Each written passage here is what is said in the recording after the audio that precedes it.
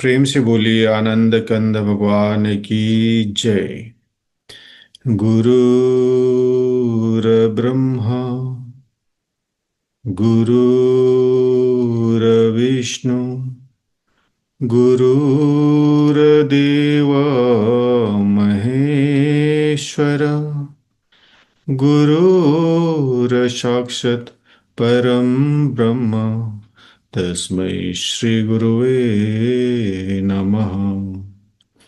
बंदो गुरुपदकंज कृपा सिंधु नररूपहरि महामोह तब पुंज जासु बचन रविकरणी कर अखण्डमण्डलाकारं व्याक्तं वेनं चराचरं तत्पदं दर्शितं वेनं तस्मै श्रीगुरुवे नमः।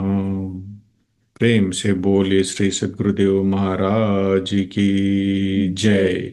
आदि शक्ति श्री जग जननी माता जी की जय। परम संत श्री हंस जी महाराज की जय। सभी दिव्य परिवार की जय। सच्चे गुरु दरबार की जय। आज के इस यूई वीकली सत्संग में देश विदेश से उपस्थित सभी पूजनीय संत महात्मागण, प्रेमीगण एवं जिज्ञासु सभी को स्वागत और मेरा सादर जय श्री सच्चिदानंद। हर एक शुक्रवार की तरह आज भी हम लोग इस जूम के माध्यम से जुड़कर भजन प्रवचन का आनंद लेने जा रहे हैं। हम लोग बहुत ही भाग्यशाली हैं कि ऐसे विषम परिस्थिति में भी श्री गुरु महाराज जी का असीम कृपा से हमें संत महात्माओं का दर्शन प्रवचन का ऑनलाइन हमें प्राप्त हो रहा है। तो चलिए आज का कार्यक्रम शुरू करते हैं गुरु वंदना से।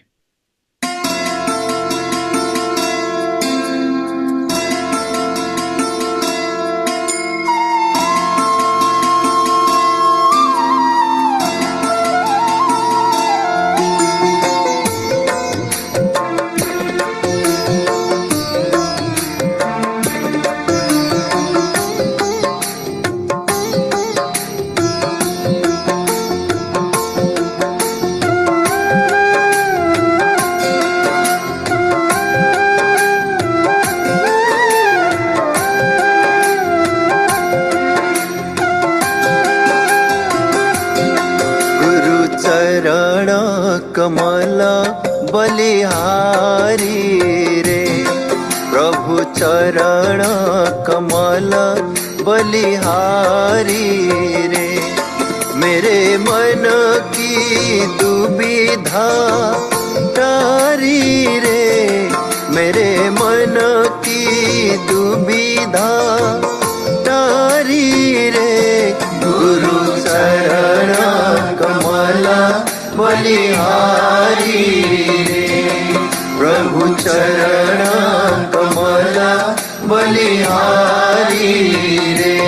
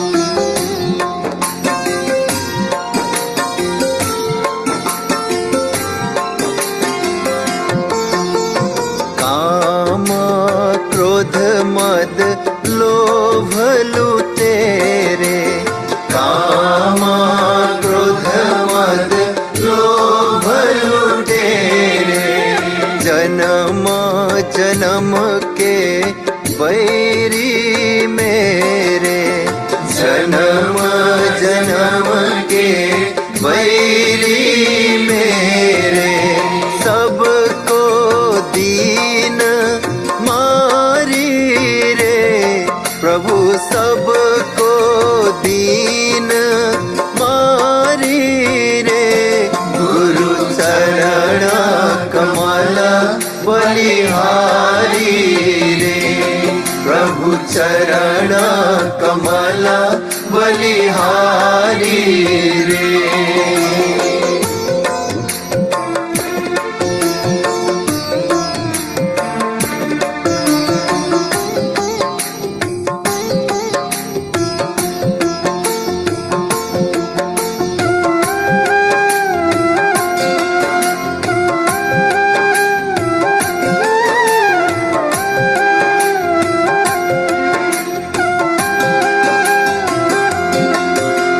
द्वैत भाव सब दूर कराया, द्वैत भाव सब दूर कराया।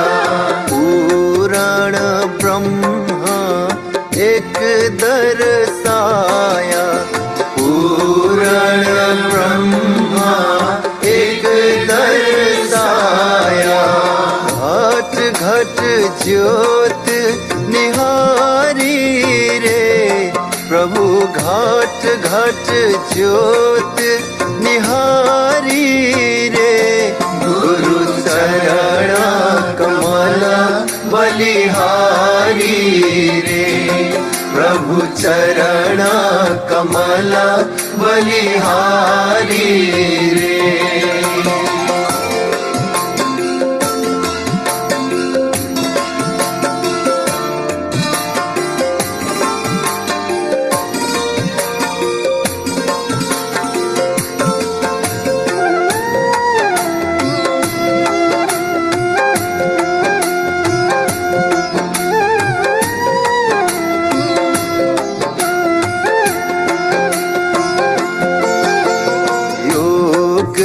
युगत गुरु देव बताए, योग युगत गुरु देव बताए।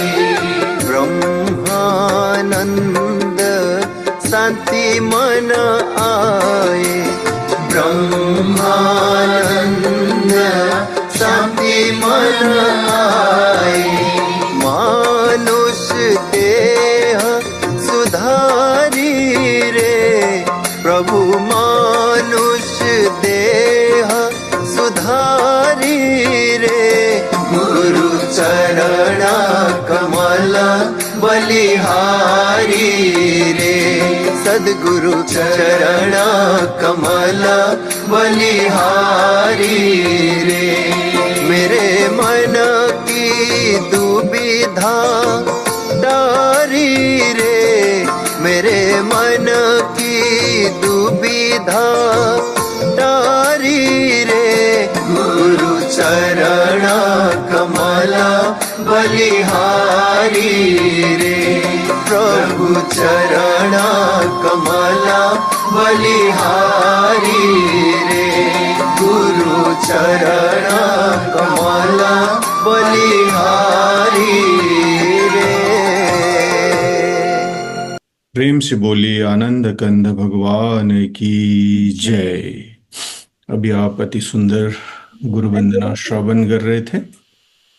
हमारे गुरु भाई इंद्र लामी छाने और सुयज्ञ राय भाई को बहुत बहुत धन्यवाद।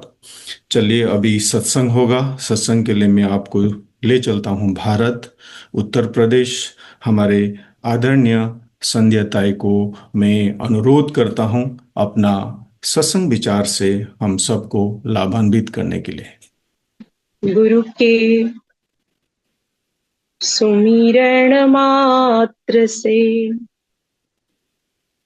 नासत विघ्न अनंत, ताते सर्व आरंभ में ध्यावत है सब संग।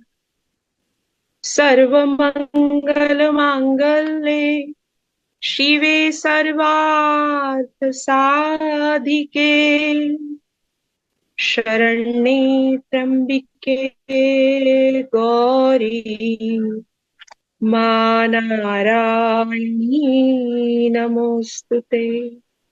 जगदम्बे राजेश्वरी मां प्रभु हंसं जगद्गुरुं पाद पद्मे तयो हि श्रुत्वां प्रणमामि मुहुर्। प्रेम से बोलिए श्री सद्गुरुदेव महाराज की जय। त्रिभुवन पति श्री आनंद कंद भगवान की जय। परम आराध्य आदि शक्ति जगत जननी श्री माता जी की जय। परम पूज्य जी महाराज की जय। सभी दिव्य महापुरुषों की जय। मानव धर्म की जय। भारत माता की जय। सच्चे दरबार की जय। ज्ञान के दाता श्री गुरु महाराज जी, उपस्थित सभी आदरणीय पूजनीय संत महात्मागण और इस कार्यक्रम में उपस्थित सभी श्रद्धालु भगवत चरणानुरागी आदरणीय आत्मिक बंधुओं, भक्तिमती आदरणीय माताओं, प्यारी बहनों, परम पिता परमात्मा सद्गुरुदेव भगवान की चरण कमलों की असीम अनुकंपा से, वैसे तो मैं पहली बार शायद आप लोगों के बीच में ज्वाइन हो रही हूं, लेकिन श्री गुरु महाराज जी की चरण कमलों की दया से हर सप्ताह आपको भारत से दूर होने के बावजूद भी, ये क्योंकि हम शास्त्रों में पढ़ते हैं, सुनते हैं, लेकिन ये बिल्कुल यथार्थ सत्य है कि सत्संग केवल और केवल ईश्वर की कृपा से, गुरु महाराज जी की चरणों की दया से ही प्राप्त होता है। आज हम लोग देख रहे हैं समाज की जो परिस्थिति है, कुछ भी हम लोगों से, क्योंकि सोशल मीडिया के माध्यम से हर खबर दुनिया की हम लोगों तक पहुंच जाती है, और संसार में आज इतनी विषम परिस्थिति है जिसके बारे में हम सुन रहे थे, ऐसा समय होगा, ऐसा समय होगा। और कई बार श्री गुरु महाराज जी हमें यही समझाते हैं, कलु आयो नाम जप, नाम जप, कि आने वाला जो समय कितना भयावह होगा, और उस समय में अपने भक्तों को तैयार करने स्थिति में वो खड़ी रहे, विचलित न हो। और इसी हेतु से श्री गुरु महाराज जी हमें, वैसे सत्संग तो आदि है, अनादि है, ये आज का नहीं है। हम सुनते कि भगवान शंकर माता पार्वती अपनी अर्धांगिनी से कहते हैं कि गिरिजा संत समागम समन लाभ करवान। हम व्यक्ति सोचता है आज बड़ी भौतिक एक कंपटीशन का दौर है, तो व्यक्ति सोचता है ज्यादा धन लाभ हो जाए तो ईश्वर की कृपा हो गई।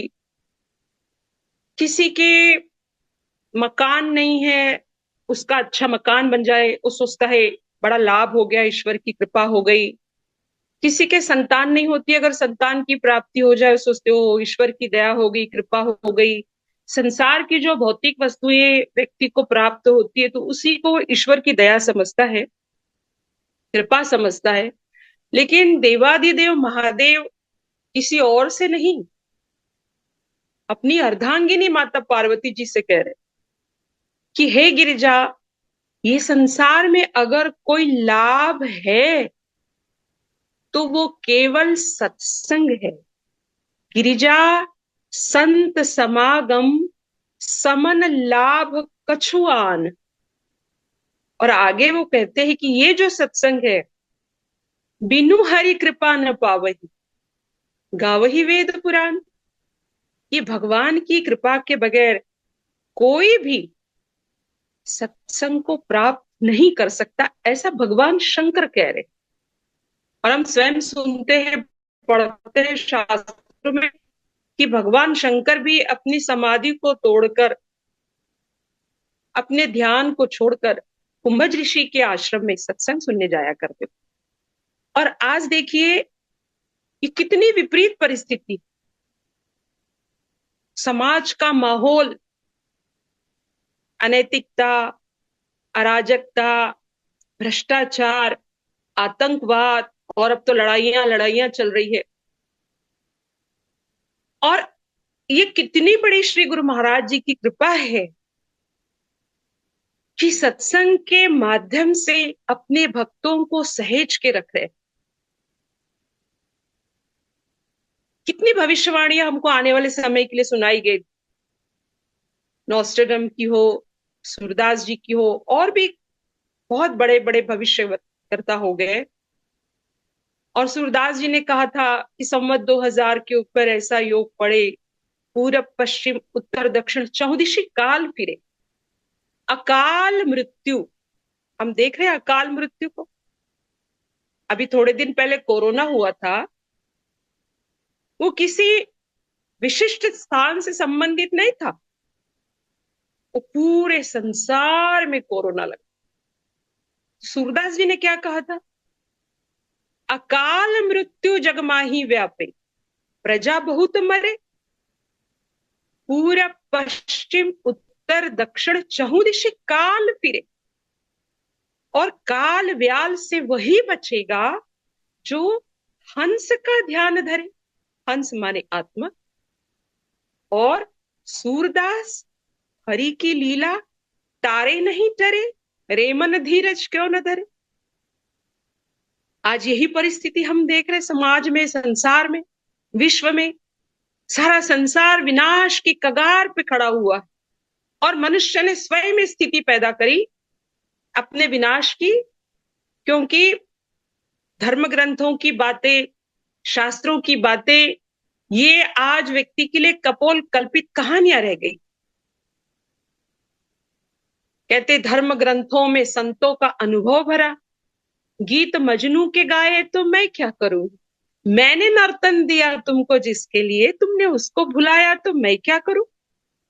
भगवान भी तो कह रहा है ना कि जिस मनुष्य शरीर की महिमा स्वयं भगवान राम सुना रहे।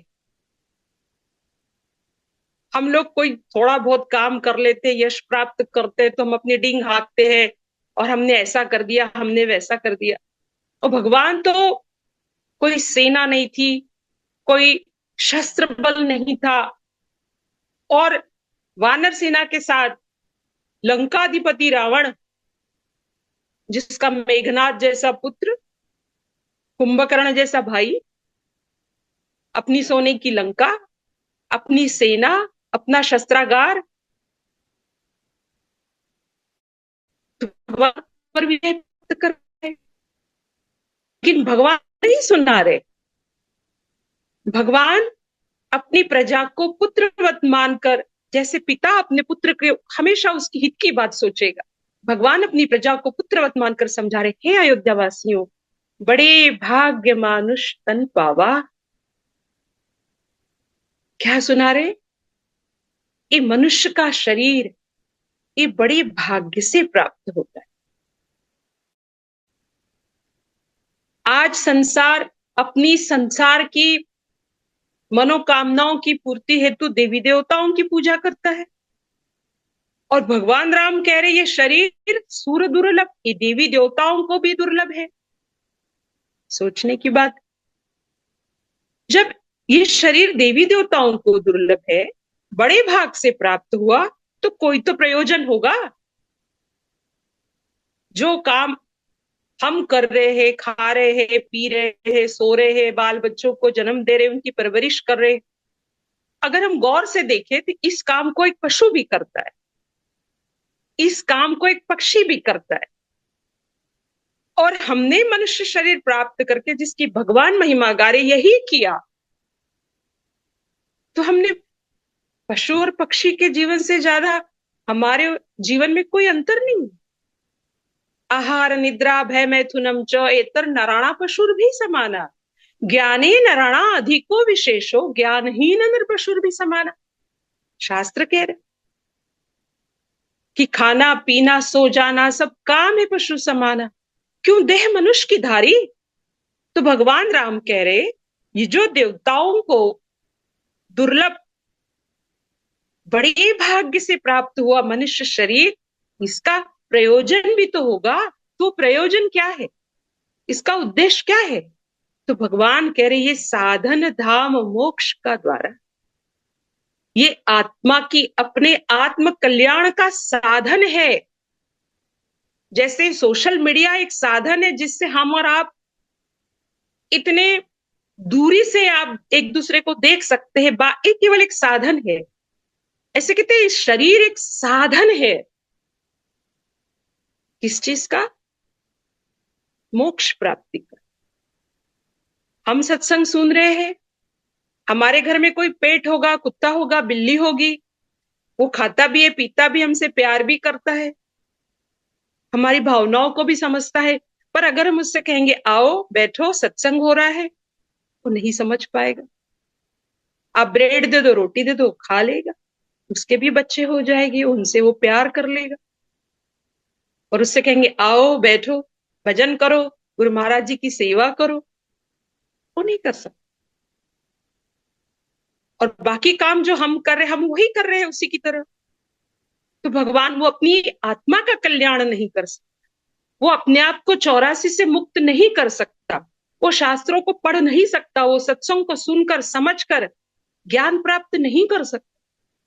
तो भगवान राम कह रहे ये जो मनुष्य शरीर ये देवताओं को दुर्लभ बड़े भाग्य से प्राप्त हुआ, ये साधन धाम मोक्ष का द्वारा, ये मोक्ष प्राप्ति का, अपने आत्मा की सदगति का, जो मरने के बाद हम पिंडदान करने कोई गया जाता है, कोई काशी जाता है, कोई हरिद्वार जाता है।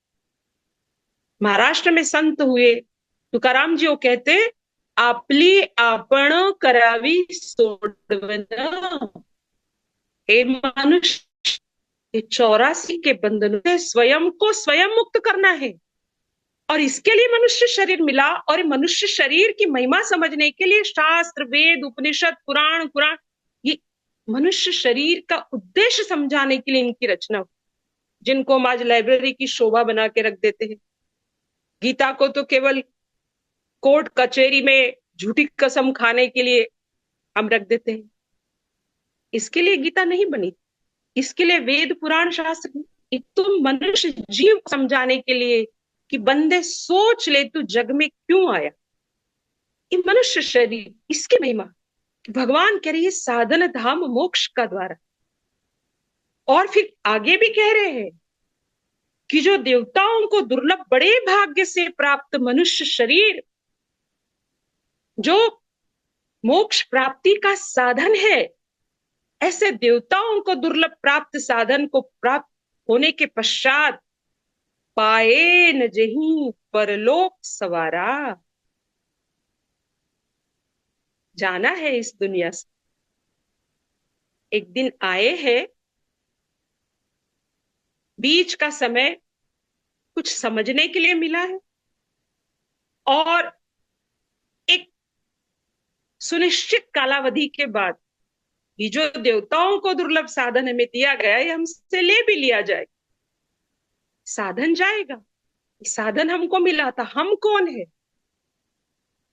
भगवान कह रहे तुम शरीर नहीं, तुम आत्मा। शरीर आत्मा को तो इस साधन के रूप में शरीर दिया गया है। मंजिल जैसे आप भारत आते होंगे, साधन अपनाते होंगे, फ्लाइट लेते होंगे, टिकट लेते होंगे, पैसा खर्च करते होंगे, समय खर्च करते होंगे। ऐसे ये साधन है जहां से आए हैं। अभी कई लोग दूर से आए होंगे, कुछ घर में बैठे होंगे। हम जहां से आते हैं, हमें पता थोड़ी देर बाद हमें अपने स्थान पर वापस जाना। ऐसे इस मृत्यु लोक में भी हम थोड़े समय के लिए आए हैं, कहीं से आए तो होंगे, और जब मृत्यु लोक छोड़ेंगे कहीं तो जाना होगा। वो स्थान, वहां तक पहुंचने का कहती है साधन है। और वहां पहुंचने के लिए इस साधन का उपयोग नहीं किया, पाए न जहीं परलोक सवारा। आगे भी कह रहे भगवान, सो परत्र दुख पावही, सिर धुनि धुनि पछताए, काल ही, कर्म ही, ईश्वर ही मिथ्या दोष लगाए। कि जब हाथ से समय और साधन दोनों छूटेंगे, आत्मा अकेली है, फिर साधन भी साथ में नहीं है। अभी तो कोई प्रॉब्लम है तो मोबाइल से बात करेंगे, किसी मित्र से पूछेंगे, इष्ट से पूछेंगे, परिवार वाले से पूछेंगे। तब किससे पूछेंगे, कैसे पूछेंगे? किसी के सामने भी पड़ गए तो भूत समझ के भगा देगा। भगवान कह रहे उस समय जब साधन भी छूट जाएगा, समय भी हाथ से गया, पाए न जही, इतना देवताओं को दुर्लभ साधन प्राप्त करके परलोक के लिए तुमने कहते कोशिश नहीं की, वहां के लिए प्रयास नहीं किया। कहते सो परत्र दुख पावही, और सिर धुनि धुनि पछताए, काल ही, कर्म ही, ईश्वर ही, फिर झूठा दोष लगाए। तो ये सब चीज समझाने के लिए ये प्रयोजन, आज हम भी, आप भी कई लोगों से मिलके आए होंगे, दिन में कई लोगों से बातचीत हुई होगी, किसी ने हमसे ये बात नहीं कही होगी, किसी ने हमें उद्देश्य के बारे में नहीं समझाया होगा, लेकिन जैसे ही श्री गुरु महाराज जी का सत्संग मिल जाता है, हमें तुरंत अपने जीवन के लक्ष्य की ओर जोड़ दिया जाता है। ये सत्संग की महिमा है कि बिना ही प्रयास होत भवभंगा। ये सत्संग की महिमा समस्त शास्त्रों में गाई। आप चाहे रामायण उठा लो, भागवत उठा लो, आप दासबोध उठा लो, हरिपाठ उठा लो, गुरु ग्रंथ साहब उठा लो, सब में सत्संग की महिमा गाई गई। और भगवान भी कहते, अगर किसी को मुझे पाना है, हे भिलनी, प्रथम भक्ति संतन कर संगा। दुर्लभ है जिसको पाना, तपबल के जोर से वो खुद ही खींचे आते हैं सत्संग की डोर से। सत्संग में धुलता है मन का विकार बंदे, और सत्संग में मिलते हैं सचमुच भगवान बंदे। हम इस सत्संग की महिमा को समझ नहीं रहे, सच में नहीं समझ रहे। कई बार हम इसको एक गुरु महाराज जी की आज्ञा है, संस्था की तरफ से आदेश है, हमारे संत कहते हैं, हम कई बार इसको बेमन से भी औपचारिकता के रूप में अपना, लेकिन चाहे हम औपचारिकता के रूप में भी अपना ले, तब भी कहते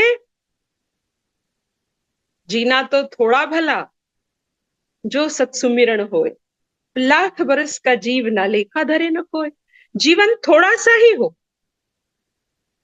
लेकिन वो प्रभु की प्रेम, प्रभु की याद, प्रभु की भक्ति, प्रभु की सेवा से परिपूर्ण हो। और इसके अलावा कहते तुम लाख बरस भी जी गए, उसका कोई हिसाब किताब नहीं होता, उसका कोई लेखा जोखा नहीं होता। तो देखिए, कहते जन्म दिया है जिसने, जीवन भी है उसी का, और भाड़े की कोठरी है, अधिकार है उसी का।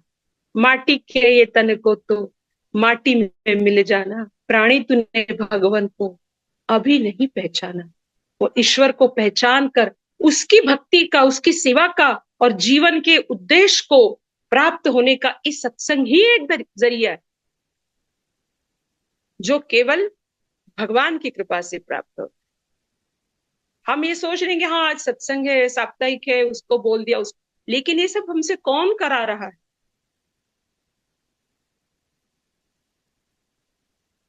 केवल भगवान की, ये गुरु महाराज जी की इस कली काल में किसी भी महापुरुष ने, हम रामायण पढ़ते हैं, हम गीता पढ़ते हैं, द्वापर का इतिहास पढ़ते हैं, सतयुग का इतिहास पढ़ते हैं, त्रेता का इतिहास पढ़ते हैं, अवतारों की कथाओं को हम पढ़ते आ रहे हैं, किसी भी अवतारी पुरुष ने आज जो गुरु महाराज जी ज्ञान का प्रचार समस्त मानवता के लिए कर रहे हैं, केवल भारत ही नहीं, समस्त विश्व कल्याण की, कि वसुधैव कुटुंबकम, सारा संसार ही मेरा अपना है और मानवता के कल्याण के, और कल्याण केवल और केवल ज्ञान से होगा। आपने समर्थ रामदास जी का नाम सुना होगा, जिनका ग्रंथ है दासबोध, और उसमें लिखा है रीते ज्ञानान मुक्ति। जैसे हम अभी सुन रहे थे कि जीवन का उद्देश्य मोक्ष प्राप्ति है, आत्म कल्याण है, तो वो कह रहे रीते ज्ञानान मुक्ति। जो जीवन का उद्देश्य मोक्ष है, मुक्ति है, वो ज्ञान के बिना संभव नहीं है। लेकिन वो ज्ञान का लक्षण भी बता रहे। हम सोचते हमें संस्कृत के, हमने गीता पढ़ ली, गीता कंठस्थ है, हमें संस्कृत के अनेक श्लोक कंठस्थ है, हमें रामायण कंठस्थ है, तो शब्दों का ज्ञान है, ये अक्षरों का ज्ञान है। लेकिन जिस ज्ञान के द्वारा मोक्ष प्राप्ति संभव है, उसका, जैसे वो कह रहे, उस ज्ञान के बिगर मुक्ति संभव नहीं, लेकिन वो ज्ञान का लक्षण क्या है वो भी वो समझा। वो मराठी में है, वो कहते हैं ऐका ज्ञानाचे लक्षण, ये मनुष्य सुन, ज्ञान का लक्षण क्या है? ज्ञान म्हणजे आत्मज्ञान, ज्ञान यानी आत्मज्ञान। भगवान कृष्ण भी कहते हैं कि अर्जुन, तू अपने आप को जो पंच भौतिक शरीर मान रहा है, तो इस शरीर से पहले भी तू था। अव्यक्त आदि भूतानी व्यक्त मध्यानि भारत, अव्यक्त निधना ने वो तत्र का परिदेवन। इस समस्त भूत प्राणी प्रारंभ में अव्यक्त ही है, अप्रगट है। ये एक मध्य अवस्था में प्रकट हुए, व्यक्त हुए। इस शरीर आत्मा की अभिव्यक्ति है, जो कुछ समय के बाद ले लिया जाएगा। इस शरीर से पहले भी तू था, शरीर में भी तू शरीर नहीं है, और ये शरीर ले तेरे से जब ले लिया जाएगा तब भी तू रहेगा। तू अजर अमर अविनाशी आत्मा है, जिसका ना जन्म है ना मृत्यु है। तो समर्थ रामदास जी कह रहे, वो ज्ञान जिसके बिना मोक्ष संभव नहीं, ऐका ज्ञानाचे लक्षण, उस ज्ञान का लक्षण सुनो, वो क्या है? ज्ञान म्हणजे आत्मज्ञान। ज्ञान का मतलब है आत्मज्ञान से। पहावे आपणासी आपण, अपने आप को देखना, या नाम ज्ञान। इसका नाम अपने आप ना, तो हम क्या देखते, आईने में जाके देखते कि देखो हमारे बाल सफेद हो गए, देखो हमारे चेहरे पे झुर्री आ गई, देखो फलाना हो गया।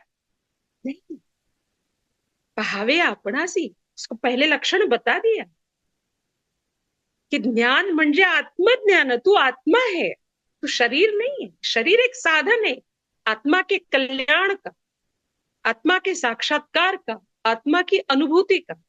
उस आत्मा को देखना, पहावे आपणा से आपण, अपने आप को देखना, जो केवल ध्यान से संभव है, जो केवल गुरु महाराज जी के ज्ञान से संभव है। कहते याद से नाव ज्ञान, ये ज्ञान, इसको ज्ञान का। और आज गुरु महाराज जी, आज हम लोग भी देखते हैं, आप टीवी चलाइए, मोबाइल चलाइए, अनेक गुरु है, अनेक कथावाचक है, आपको बातों से समझ में आ जाता है, बात बहुत अच्छी कर रहे थे, समझाने का तौर तरीका, ढंग, बहुत सुंदर शैली, सब कुछ मिल जाएगा।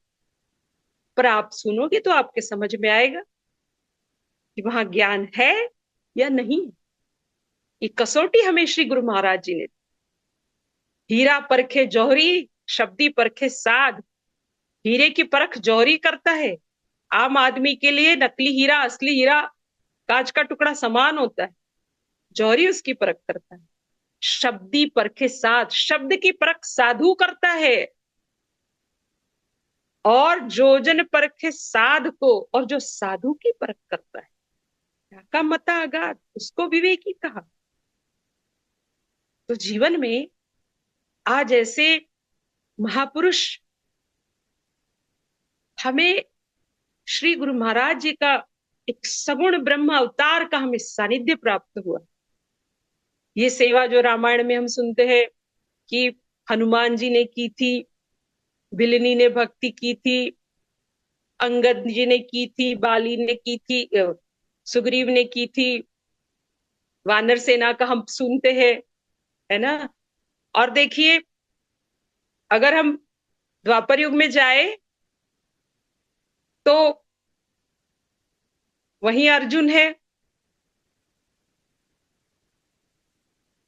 अर्जुन की पूजा नहीं हो रही, हनुमान जी की पूजा हो रही। भक्त दोनों है, क्योंकि हनुमान जी ने सेवा की है और अर्जुन ने सेवा कराई। जब भी उन पर प्रॉब्लम आए, जीवन में संकट आए, विपत्ति का समय आया, उन्होंने हमेशा भगवान से सेवा कराई। और जब भगवान मनुष्य रूप में आए, मनुष्य रूप में मनुष्य के जैसा चरित्र हुआ।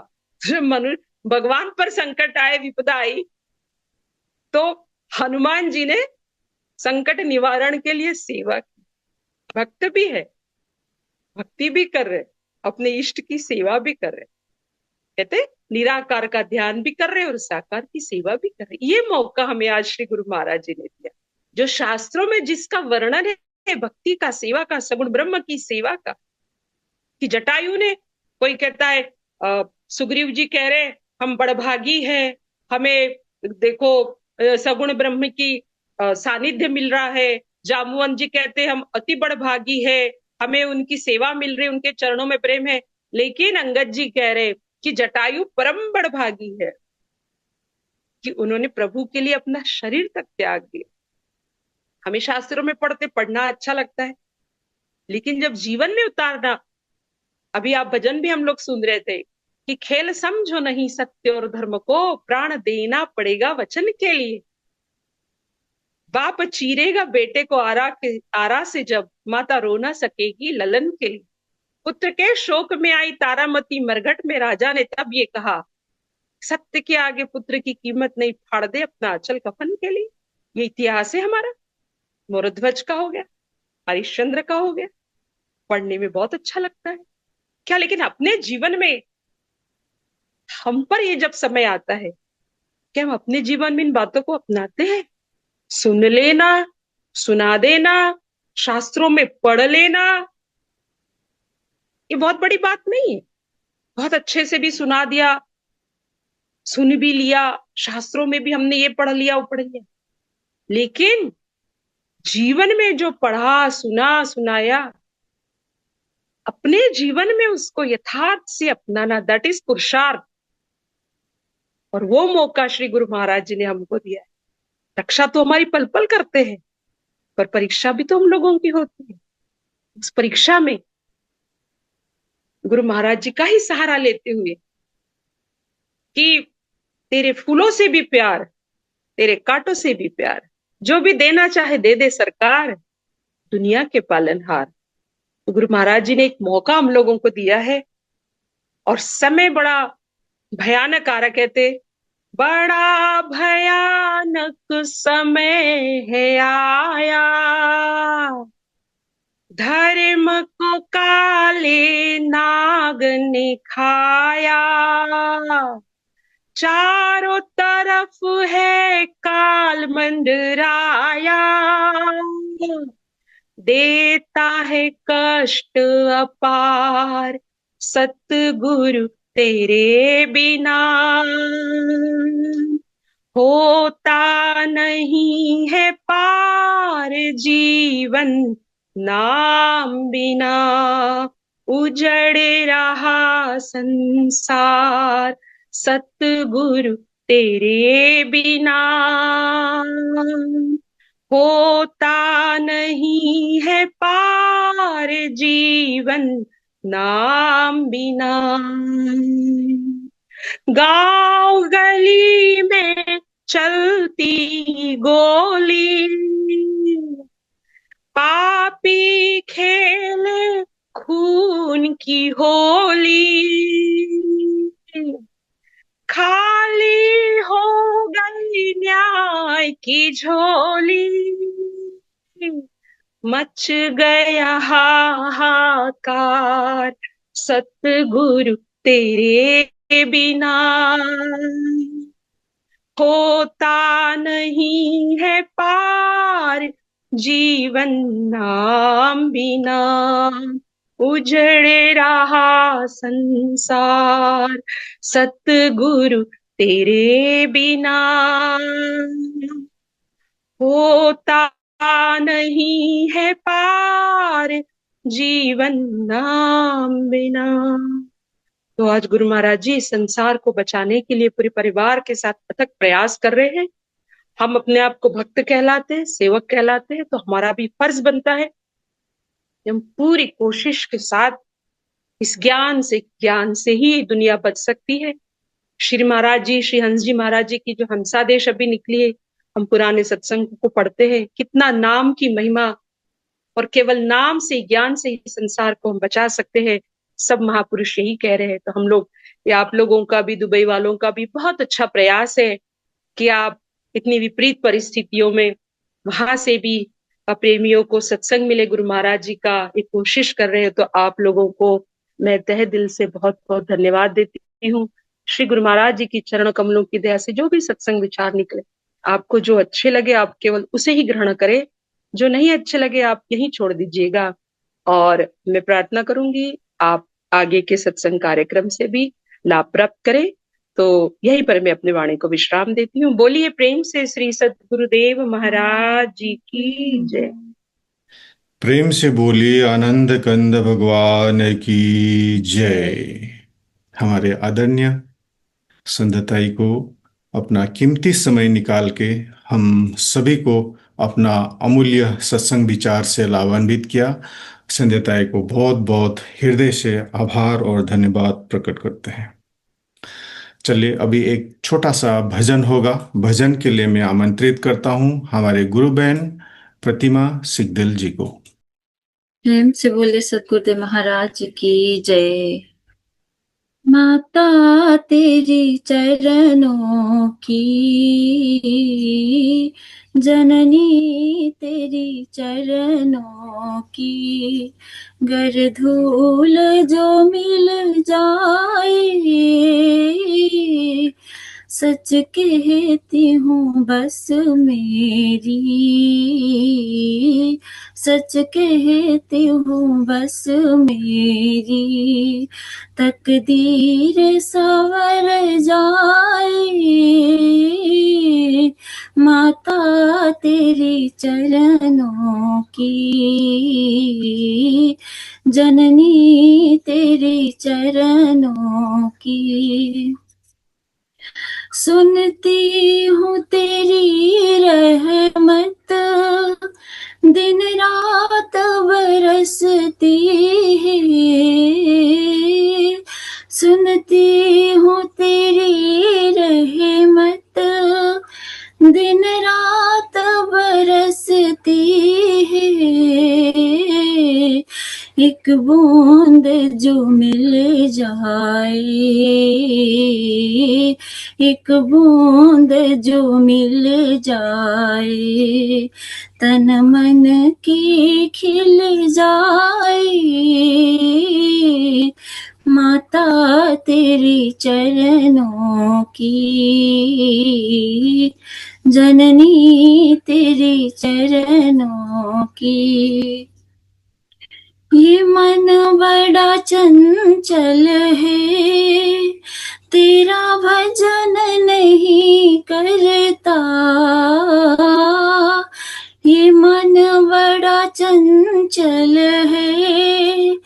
तेरा भजन नहीं करता, जितना इसे समझाऊं, जितना इसे समझाऊं,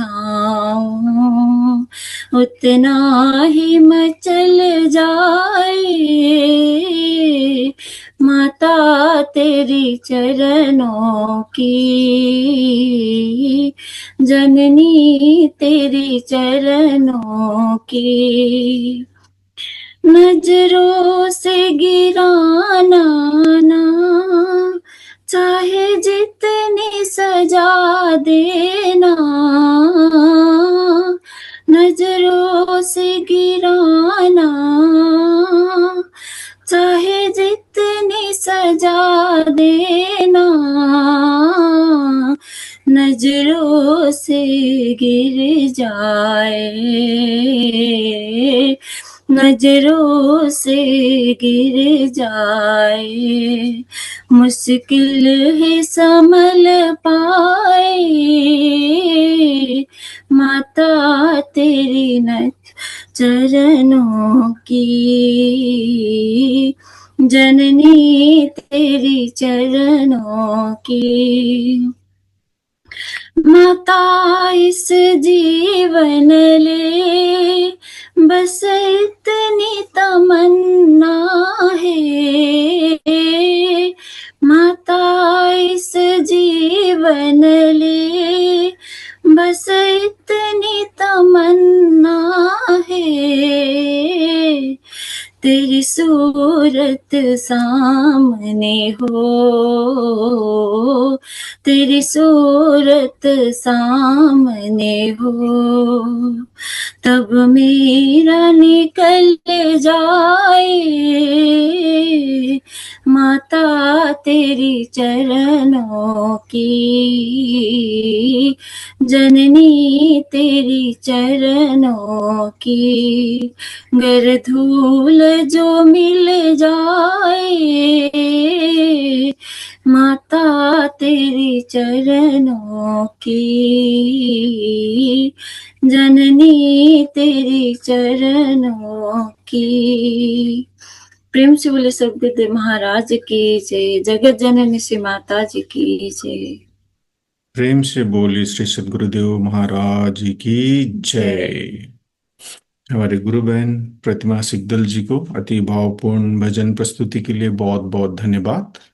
चलिए अभी सत्संग होगा। सत्संग के लिए मैं आपको ले चलता हूँ मॉरिशस। हमारे पूजनीय महात्मा धरणीबाई जी को मैं अनुरोध करता हूँ अपना सत्संग विचार से हम सबको लाभान्वित करने के लिए। बोलिए श्री सद्गुरुदेव महाराज जी की जय। श्री आनंद कंद भगवान की जय।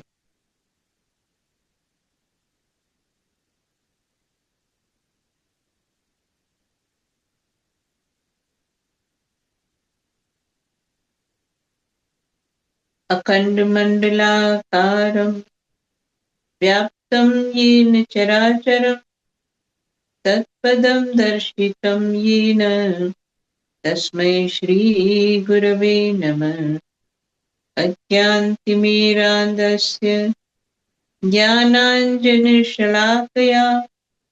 चक्षुः उन्मीलितं येन तस्मै श्री गुरवे नमः। तस्मै श्री गुरवे।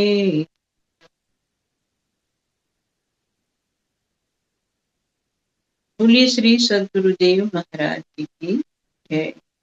श्री आनंद कंद भगवान की जय। आदिशक्ति जगत जननी श्री माता जी की जय। सभी दिव्य महान विभूतियों की जय। सच्चे दरबार की। श्री गुरु महाराज जी के चरण सरोज की सत्य छाया में हम और आप सब हर सप्ताह की तरह आज भी सत्संग का आनंद प्राप्त कर रहे हैं। और अभी 2 दिन हुए हम सब ने सतलोक आश्रम मुरादनगर से गुरु महाराज जी के सत्संग प्रवचन को सुना। होली का जो त्योहार मनाया गया उसको भी देखा और जब जब होली का त्योहार आता है, रंगों की बौछार होती है, ये सब हर साल किया जाता है। होली का दहन होगा, प्रहलाद की कहानी याद की जाएगी, खुशियां मनाई जाएगी और फिर हम अपने जो पहले का रूटीन था उसमें वापस आए। तो हर साल जो होली पर्व हम मनाते हैं, कहानी को हम सब जानते हैं, उसी कहानी का एक अलग तरह का पहलू समझने की कोशिश करते हैं।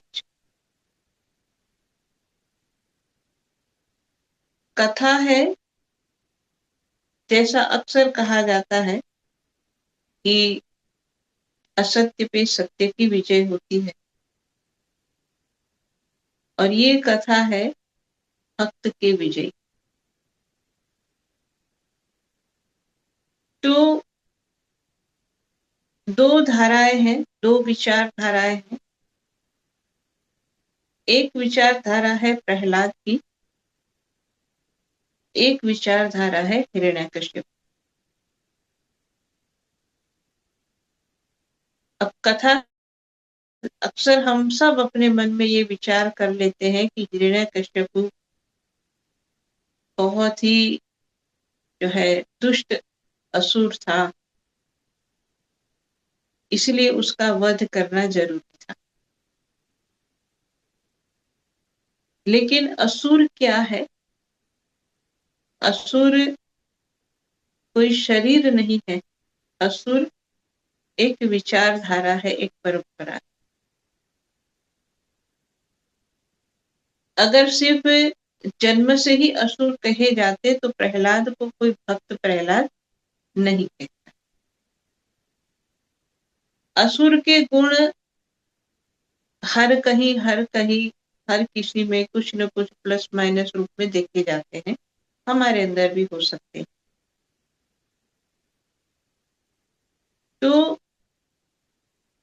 जो उसका नाम है हिरण्यकश्यप, उसका भाई जिसका नाम था हिरण्याक्ष। हिरण्य जो शब्द है संस्कृत का, उसका अर्थ होता है सोना। सोना यानी गोल्ड। अब जिसके नाम के अंदर ही गोल्ड है, हिरण्यकशिपु, और उसका भाई हिरण्याक्ष। तो जिसके नाम में ही गोल्ड है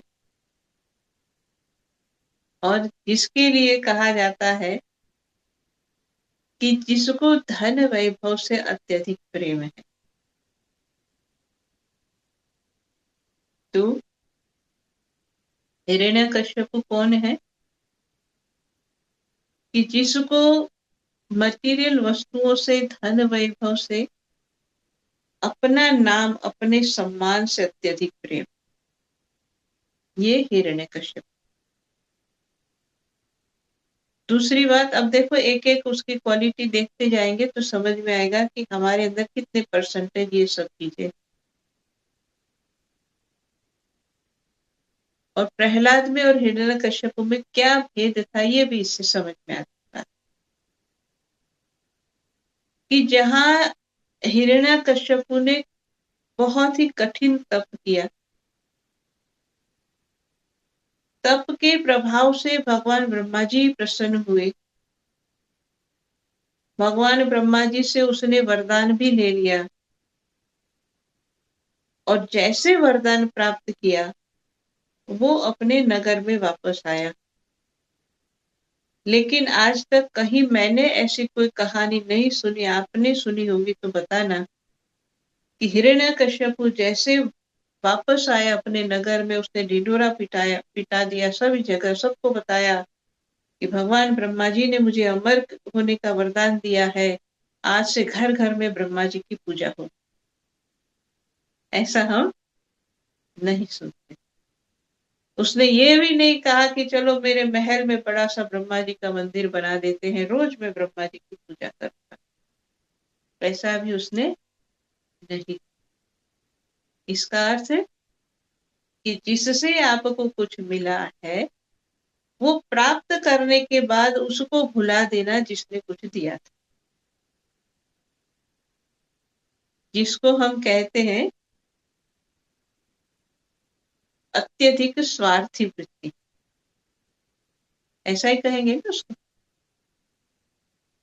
और रामचरितमानस में भी हम इस बात को पढ़ते हैं कि जब भगवान राम के जन्म के हेतु भगवान शंकर बता रहे हैं तो उसमें ये कहते हैं कि जो हमें कुछ देते हैं, जैसे वहां पर असुर के निशाचर के लक्षण बताते हैं तो भगवान क्या कहते हैं कि मान ही मात पिता नहीं देवा, साधुन सन करवा वही सेवा, जिनके यह आचरण भवानी, सो निशिचर जानहु सब प्राणी। कि माता पिता और देवता को जो नहीं मानता,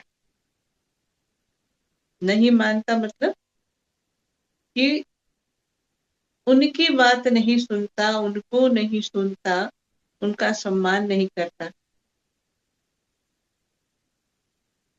तो जिसने हमें कुछ दिया है, जिसका हमारे ऊपर कोई उपकार है, उस उपकार का बदला जब अपकार से दिया जाता है तो वो राक्षसी वृत्ति,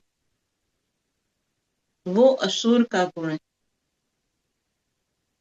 इसलिए सनातन परंपरा में हमको हमेशा ये सिखाया जाता है कि सूर्य देवता है जो हमें प्रकाश देते हैं, जो हमें गर्मी देते हैं, जिनके कारण ऑक्सीजन हो रही है, सूर्य देवता को प्रणाम करो, रोज जल चढ़ाओ। ये पेड़ पौधे जिसके कारण हम श्वास ले पा रहे हैं, तो पीपल की भी पूजा करो, वट वृक्ष की भी पूजा करो। ये हमको सनातन परंपरा में सिखाया जाता है कि जो हमें कुछ देते हैं उसका सम्मान करना जरूर। तो जो सम्मान करते हैं वो सनातनी है, जो नहीं करते वो असुरी प्रवृत्ति। तो हिरण्याकश्यपु ने वरदान प्राप्त कर लिया, आने के बाद ब्रह्मा जी का नाम निशान नहीं लिया। बात समझ सकते हैं कि भगवान विष्णु से उसका बैर है कि हिरण्याक्ष को मारा भगवान विष्णु ने, तो बैर तो भगवान विष्णु से है, ब्रह्मा जी से तो कोई बैर नहीं था, लेकिन उसने ब्रह्मा जी की भी पूजा नहीं। और वरदान पाने के बाद जो हम सुनते हैं कि इतना ज्यादा अहंकारी हो गया, सब जगह उसने अपना साम्राज्य फैलाया और जो अत्यधिक बहिर्मुखी होकर के भोग विलास में अपने जो है साम्राज्य को फैलाने में, मतलब आज जो भी है हमारे पास उससे हम बहुत ज्यादा प्राप्त करें और उसको पाने के लिए चाहे किसी को कष्ट देना पड़े तो कष्ट भी दे, ये असुर की वृत्ति जो हिरण्याकश्यपु ने किया सब जगह। और मेरी ही पूजा करो, मैं ही भगवान, ये असुर। अब इनके सामने जब हम प्रहलाद की कथा को पढ़ते हैं, प्रहलाद की क्या विशेषता है तो वो हिरण्याकश्यपु का पुत्र, जैसा हम सब कथा जानते हैं, लेकिन प्रहलाद के अंदर इसमें से कोई भी गुण नहीं देखे जा रहे जो हिरण्याकश्यपु में। इसीलिए प्रहलाद को असुर नहीं कहते, उसको भक्त कहते। तो एक भक्त के अंदर क्या गुण होने चाहिए? भक्त की क्या विशेषता होती है, ये प्रहलाद का जीवन चरित्र हमको बताता। तो जैसे हिरण्याकश्यपु ने वरदान पाने के लिए तप तो बहुत किया, लेकिन वरदान मिलने के बाद ब्रह्मा जी को भुला दिया। उससे विपरीत हम प्रहलाद की कथा में क्या देखते हैं कि प्रहलाद ने कभी अपने आप के लिए कोई ढिंढोरा नहीं पीटा।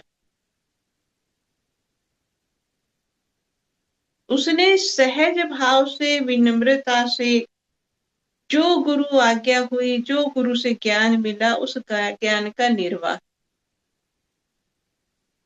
तो जो गुरु आज्ञा में रहता है वो भक्त है। गुरु के चरण कमलों की कृपा से प्राप्त हुए ज्ञान को जो जीवन में ढालता है, अपनाता है, वो भक्त। फिर प्रहलाद की और क्या विशेषता है? तो उसने कभी भी किसी के सामने अपना गुण नहीं गाया, अपना बखान नहीं किया। ये भक्त का गुण है, ये भक्त की विशेषता है। कभी किसी को नहीं कहता कि मैं क्या करता हूँ। फिर प्रहलाद की क्या विशेषता है? तो प्रहलाद उसके साथ कोई बुरा भी करता है तो भी बदले में वो बुरा नहीं करता। ये भक्त के गुण है। इसीलिए मुझे याद है कि एक बार श्री गुरु महाराज जी ने सत्संग में ये बात सुनाई थी। शायद हंस जयंती का अवसर था। गुरु महाराज जी ने ये बात सुनाई थी सत्संग में कि हंस जी महाराज जी ने उनको ये बताया कि कोई तुम्हें ठग ले तो कोई बात नहीं, लेकिन तुम किसी को मत ठग। यानी कि कोई तुम्हारे साथ बुरा करे तो कोई बात नहीं, लेकिन तुम किसी के साथ बुरा मत करो। ये है भक्त के लक्षण कि हमारे साथ किसी ने कोई दगा किया, झूठ बोला, कपट किया, लेकिन हम वैसा ना करें।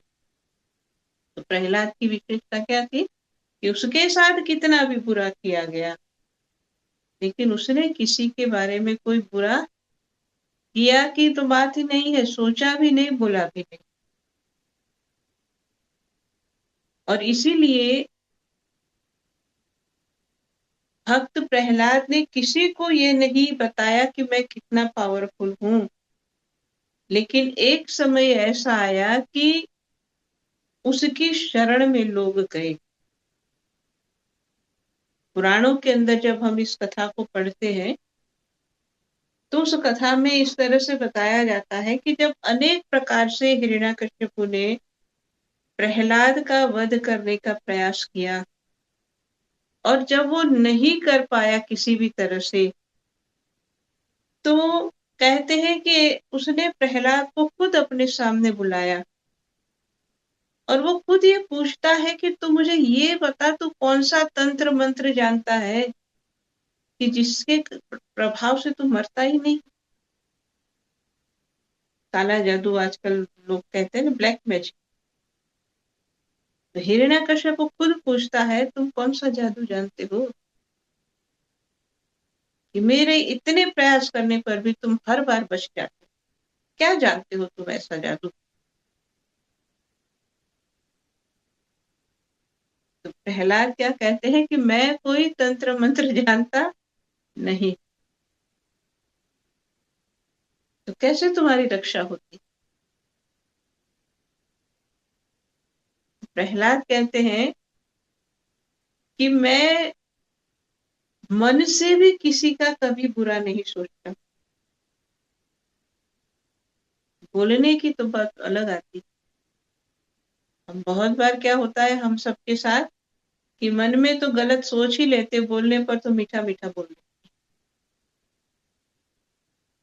लेकिन प्रहलाद कहते नहीं, मैं सोचता भी नहीं हूँ किसी के बारे में बुरा। और इसीलिए ये उसी कथा में हम पढ़ते हैं पुराण में कि हिरण्यकश्यपु ने क्या किया कि उसको ये लगा ये तंत्र मंत्र की कोई बात है, जादू है उसका। तो जितने भी उनके बहुत ही विद्वान कुशल उसके हिसाब से बहुत विद्वान कुशल जो गुरुजन थे, जो ये सारी चीजें जानते थे, उनको बुला करके कहा कि तुम कोई एक ऐसी भयंकर कृत्य उत्पन्न करो और उसके माध्यम से प्रहलाद को खत्म करो। तो कहते हैं कि उन सबने विद्वानों ने मिलकर के एक भयंकर कृत्य उत्पन्न की और उस कृत्य को प्रहलाद के ऊपर छोड़ा। लेकिन प्रहलाद के उसके स्वभाव, उसका नाम पर विश्वास, हर समय नाम का जाप करना, जो हम उसके बारे में जानते, जिसके कारण से उसका आभा मंडल इतना स्ट्रॉन्ग था कि वो कृत्या उसके पास जा ही नहीं पाई। और जब वो कृत्या उसके पास नहीं जा पाई तो ऐसी जो एनर्जी होती है वो क्या होता है उसका कि अगर जहां पर टारगेट पर नहीं कुछ कर पाए तो वापस आकर के भेजने वाले के ऊपर वो अटैक करेगी। तो प्रहलाद के पास कुछ नहीं कर पाए, कृत्या वापस आई, और जब वापस आ रही है तो सारे विद्वान जिन्होंने इसको उत्पन्न किया था सब डर गए कि अब तो हम खत्म। और ऐसे समय में कहते हैं कि वो सारे भाग करके हिरण्यकश्यपु के पास नहीं जाते। अब हिरण्यकश्यपु तो इतना बलवान था उस समय, सबसे बलवान वही था, अपने आप को भगवान कह रहा था, इतना बलवान था। लेकिन देखो कितना विश्वास है उसके खुद के प्रजाजनों को कि ऐसे समय में अपनी रक्षा करवाने के लिए वो हिरण्यकश्यपु की शरण में नहीं गए, वो भागते हुए प्रहलाद के पास गए। कहा प्रहलाद को कहा कि हमारी रक्षा करो। तो ये भक्त की विशेषता है, ये भक्त के लक्षण है, भक्त के गुण है कि जो उसके ऊपर अभी तो अटैक कर रहे थे, लेकिन जब शरण में आए तो प्रहलाद ने उन सबको बचाया। तो ये है भक्त की विचारधारा। अब इस तरह का विचार, इस तरह का आचरण, इस तरह का जीवन जिसका होता है, तो ऐसे भक्त के लिए फिर आवश्यकता हो तो भगवान सारे नियम तोड़ सकते, हम वैसे भी प्रकट हो सकते। जो वरदान दिया था, सारा वरदान जो है होते हुए भी अपने भक्त की रक्षा के लिए असुर का वध कर सकते। तो ये कथा हमको क्या सिखाती है, क्या बताती है कि हमेशा से मानव समाज में हमेशा से इस धरातल पे ये दो विचारधाराएं रहती। एक है मटीरियलिस्टिक, बहिर्मुखी, और एक है अंतर्मुखी। एक है भौतिकवादी, एक है अध्यात्मवादी। ये शुरू से है, मतलब ऐसा नहीं कि आज के समय में बहुत भौतिकवाद हो गया है, ऐसी बात हम लगता है ऐसा, लेकिन देखा जाए तो वो शुरू से है। क्योंकि जितना ठाट बाट, जितना भौतिक साम्राज्य का सुख और सब कुछ हम जो पुरानी कथाओं में पढ़ते, इतना तो आज किसी के पास है भी नहीं। कहते कि उनका कितना बड़ा साम्राज्य होता था 3 लोक में, मतलब स्वर्ग के भी ऊपर भी उनका आधिपत्य हो जाता था, तो कितना बड़ा पावरफुल व्यक्ति होगा। अभी तो पूरी पृथ्वी पर आधिपत्य नहीं होता है किसी का, है? पृथ्वी पर जिसका साम्राज्य नहीं हो रहा है, लेकिन ये तो पृथ्वी की बात छोड़ो, स्वर्ग तक जो जा सकता था। तो ये सब कुछ होने पर भी क्योंकि वो भौतिकवाद है, क्योंकि वो बहिर्मुखी परंपरा है, तो बहिर्मुखी होने में, भौतिकवादी होने में अंत हमेशा दुखदाई होता है। अध्यात्मवादी होने में जब तक जी रहे हैं तब भी आनंद से, शांति से जीते हैं, और आखिर में भी शांति को प्राप्त करें। तब ये मानव समाज इस बात को अच्छी तरह से समझ पाए, इसलिए हर साल ये त्योहार आते हैं, हर साल ये बातें हमारे सामने आती है कि एक हिरण्यकश्यपु है, एक प्रहलाद। खुद चूज करना है किसके पद चिन्हों पर चलना है। अब जब ऐसी बात आएगी तो चलना तो हम सभी प्रहलाद के पद चिन्हों पर ही चलना चाहते हैं। हम भी भगत हैं, हम भी भगत हैं। तो इसलिए भगत के अंदर क्या क्या होना चाहिए वो सारी बातें भी समझनी पड़ती। कहीं ना कहीं कोई असुर की क्वालिटी को हम अपने अंदर में अच्छी तरह से संभाल के रखें और खुद से खुद को एक धोखा देते हुए हम सोचे कि हम भगत हैं, तो ये नहीं बनेगा। इसलिए विचार करना बहुत आवश्यक। और इसीलिए जब जब होली का पर्व आए तो हर बार हम बार बार इस बात को अच्छी तरह से खुद के लिए चेक करें, उस लिस्ट को अच्छी तरह से देखते हुए कि भाई पिछले साल तो मेरे अंदर असुर के 4 गुण थे, इस बार कितने रह गए। छुपे हुए सबके अंदर होते, हम सब की बात है, मैं कोई अलग नहीं हूं, हम सबकी बात। हम भी देखते अपने अंदर, हमारे अंदर भी इस तरह की भावनाएं हो जाती, थोड़ा बहुत सबके अंदर होता है। लेकिन हम जब जान लेते हैं, देखो जब तक बीमारी क्या है ये समझ में नहीं आती तब तक उसका उपचार नहीं कर सकते। लेकिन जब एक बार पता चल गया कि क्या बीमारी, रोग कहाँ है, तो उसकी ट्रीटमेंट हो सकती। जैसे वैद्यराज ने अच्छी तरह से बीमारी को पकड़ लिया, दोषों को समझ लिया, तो फिर उपचार हो जाए। अब हो सकता है उपचार जल्दी भी हो सकता है, देर भी लगे, लेकिन चिकित्सा हो जाए। लेकिन बीमारी ही नहीं पता होगी तो ट्रायल एंड एरर खाते रहो, दवाई करते रहो और दुखी भी होते रहो। तो ऐसे ही ये सारी कथाएं हमें अपने अंदर की, हमारे स्वभाव की, हमारे विचारों की, हमारे जीवन शैली की जो कमियां है, कमी रूपी जो बीमारी है, उसको बताए।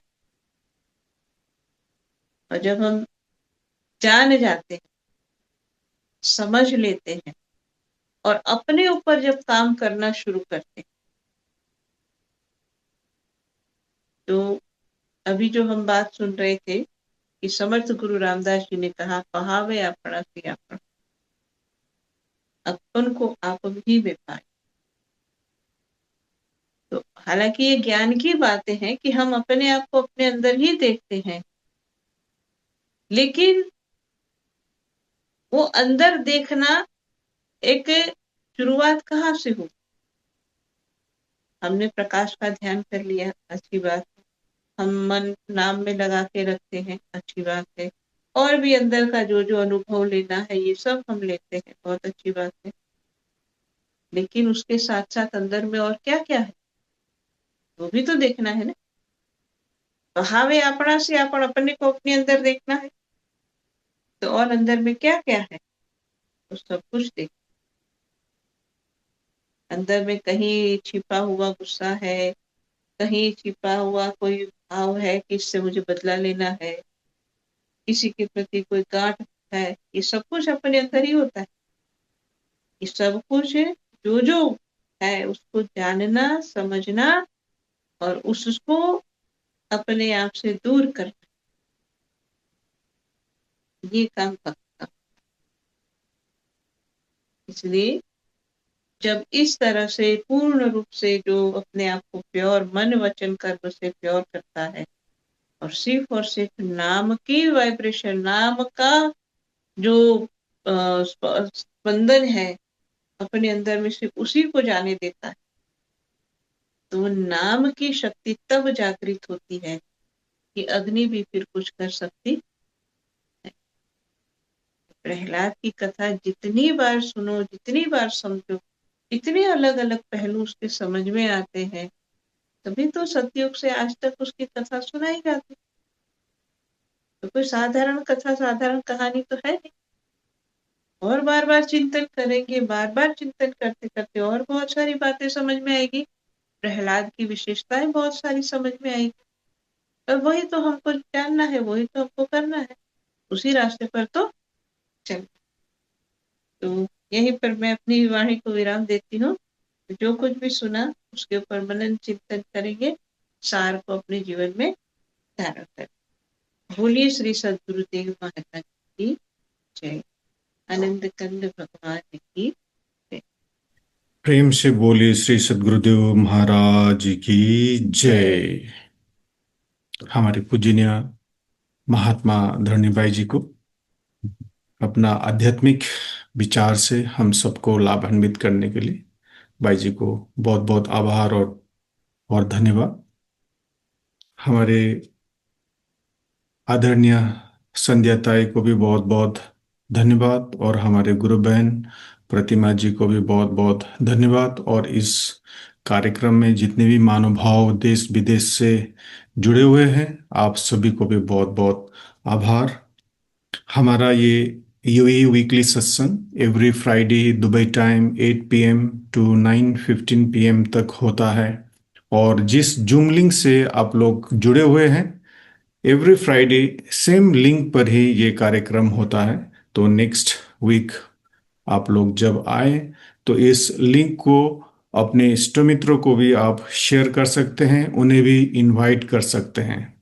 अगर किसी कारणवश ये लाइव जूम प्रोग्राम छूट जाए तो इसका रिकॉर्डेड वर्जन हमारे वीकली सत्संग यूट्यूब चैनल पर भी अपलोड होता है। तो वहाँ पर भी आप लोग जाके इस कार्यक्रम का लाभ ले सकते हैं।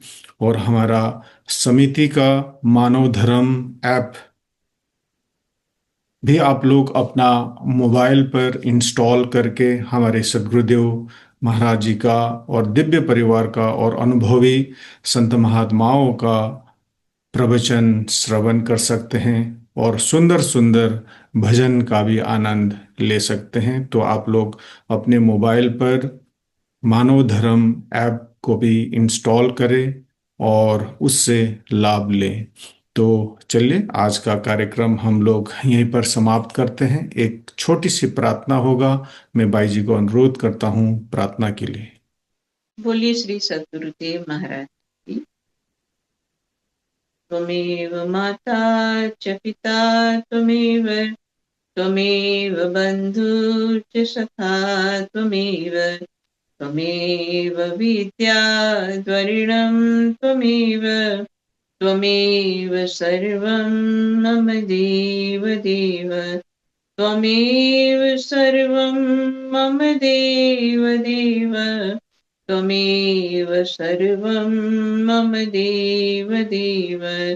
भक्तिदान मोह दीजिए गुरुदेवन के देव, और नहीं कुछ चाहिए निश दिन चरणन सेव। बार बार वर मांग हूँ हर्षि देहु श्रीरंग, पद सरोज अन पाइनी भक्ति सदा सत्संग।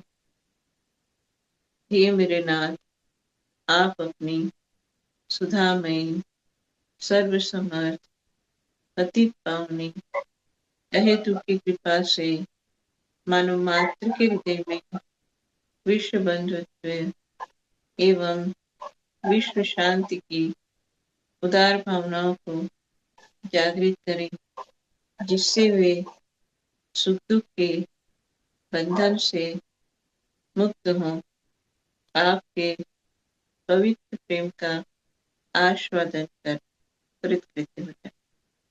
बोली श्री सद्गुरुदेव महाराज की जय। आनंद कंद भगवान की जय। आदिशक्ति जगत जननी श्री माता जी की जय। सभी दिव्य महान विभूतियों की जय। सच्चे दरबार की जय। नाम का स्मरण करेंगे सर।